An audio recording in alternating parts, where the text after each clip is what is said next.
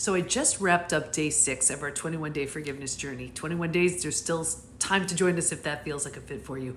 And people are asking the best questions. And one of the questions that someone asked today was, how long does it take to forgive if you're rebuilding with someone else?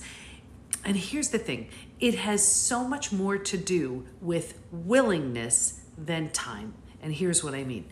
Let's say when it comes to rebuilding with someone else, it has so much to do with what are they doing to show that they are trustworthy, worthy and deserving of you putting the effort and energy to try to rebuild again and be able to forgive. Of course, we know forgiveness is just for us. When it comes to rebuilding, it has so much to do with what that other person is doing. And so I gave this example of, and I use this a lot, where trust is like a brick wall.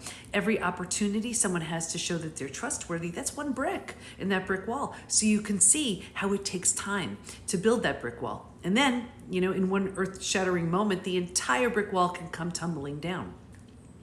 Feeling safe enough to trust, to be able to forgive and feel like, okay, there's something we're working with here, would mean that you are willing. Again, you don't have to do anything, but if you're willing, your role as the betrayed, as the person whose trust was shattered, would be to, be willing to watch that brick wall get rebuilt. The other person has to be a really good bricklayer, and they have to consistently show that they are trustworthy, and you can slowly rebuild that brick wall. So that's why it takes time. The problem comes in, well, a few. One is when that person doesn't really have much of an interest to rebuild that brick wall. So the person who's been betrayed and hurt says, fine, I'll rebuild it. No, that's not your job. And that's why you never feel safe. That's why you never trust. That's why you're always sort of hypervigilant, not your role.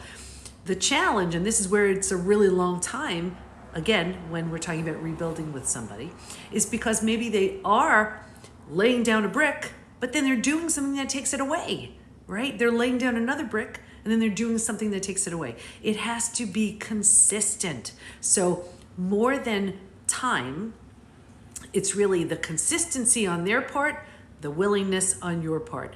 If they are consistently rebuilding from a very new and different space, that's going to take a lot less time than when someone is laying down a new brick, taking it away, right? You see the difference right there. So is it possible to rebuild? Yeah, but it takes a lot. It takes a lot. Forgiveness has so much to do with the person who's been betrayed, whose trust has been shattered, right? Again, it's in our best interest, whether we just forgive and move along or forgive and rebuild. When it comes to rebuilding, it has so much to do with that other person. Are they showing up powerfully, fully, 100% committed to rebuilding that brick wall in such a new and better way? That's a different story. Hope that helps. Join us for the forgiveness journey. We still have, I can't do the math, but we did day 6 and we have 21 days. So check the link in my bio.